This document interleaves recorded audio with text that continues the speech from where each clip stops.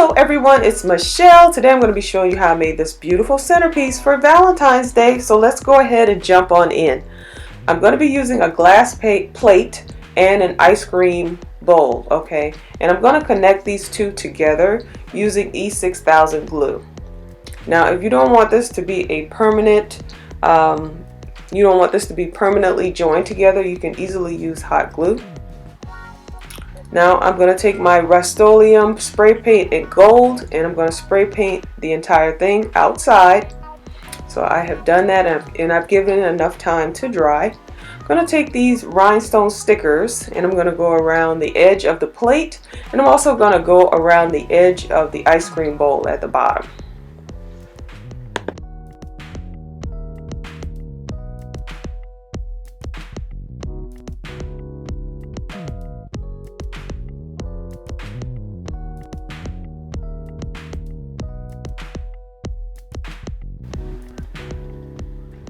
Now if you want these stickers to be on here permanently, I would suggest using some hot glue or some kind of additional glue in addition to the adhesive that's on the back of the stickers.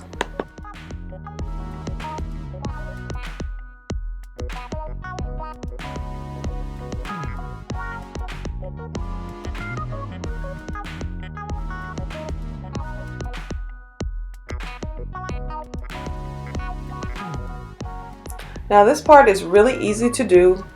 The main part to remember is trying to keep the stickers lined up so that when you go all the way around, they're all at the same at the same position around the side of the plate.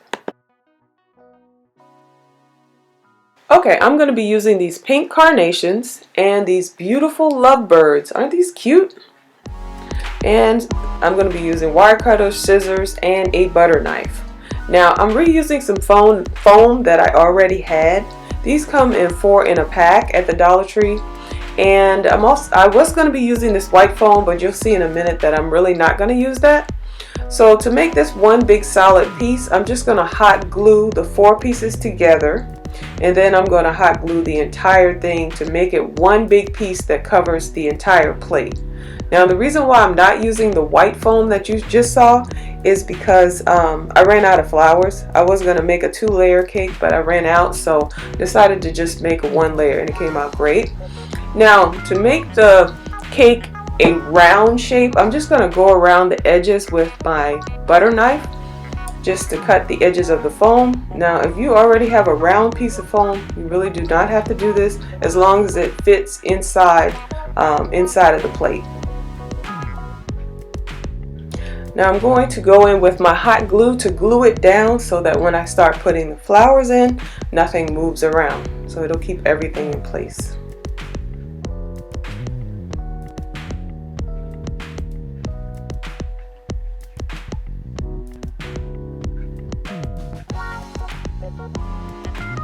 Okay, you see here I was going to be using the white foam, but like I said, I changed my mind because I did not have enough flowers, okay? Now if you want to make a 2-layer cake, this is the way that you would do it. You would just put that second set of foam on there, and then you would just fill it all in with flowers. Now I'm going to be cutting all of these carnations down to about 1.5 to 2 inches in the stem, and I'm going to take all the leaves off. I'm just going to be using the flower. So you can see right here it's about 1.5 to 2 inches. And I'm just going to go ahead and cut all of those down. Now I'm going to start off on the side, and I'm just going to go all the way around the base of the foam first, and then I'm going to make a second round around the top, just basically going right above where I started on the first row, and I'm just going to continue doing that until I fill in the entire thing.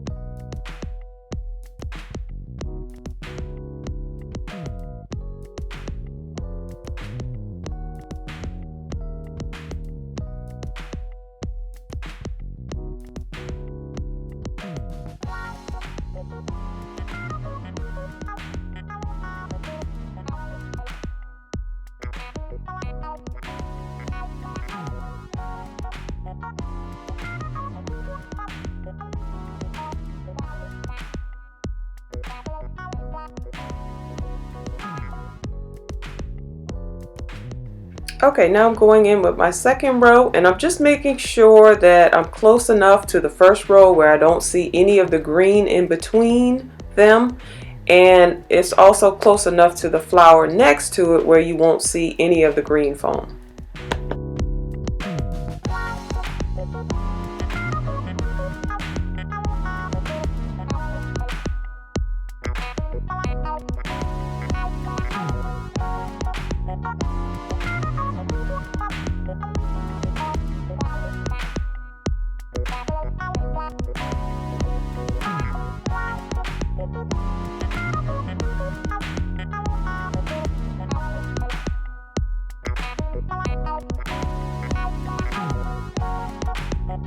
Okay, now I'm going in with the third row, and I'm doing the exact same thing. I'm just making sure that I don't see any of the green foam in between the row that I just put in.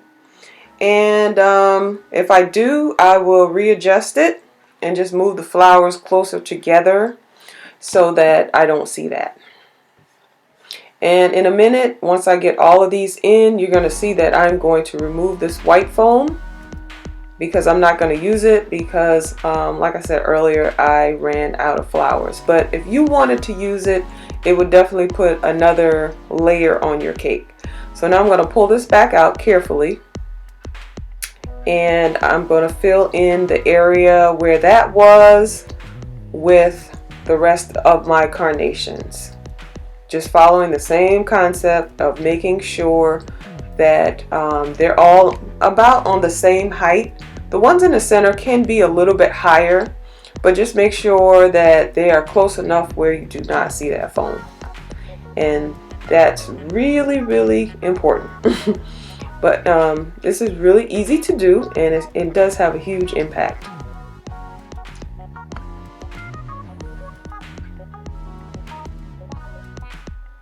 Now, some people may want to leave it just like this because this is a flower cake. There's nothing wrong with leaving it like this. You can put it as a centerpiece on your table. I'm using mine on my bar cart, but I wanted to take it up a little bit further to give it more of that Valentine touch. So I bought these two lovebirds. They look like lovebirds to me, and they come with these clips on the bottom. So I'm just going to clip them right onto one of the flowers so that they're facing each other.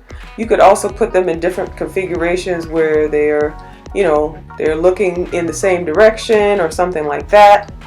But this is the way it would look. And I wanted to add a little bit more to have them kissing. So I'm just going to take my hot glue gun, and I'm just going to add a little bit of glue to it and just have them kissing on the top of the cake. And I'm just going to hold it in place until it dries.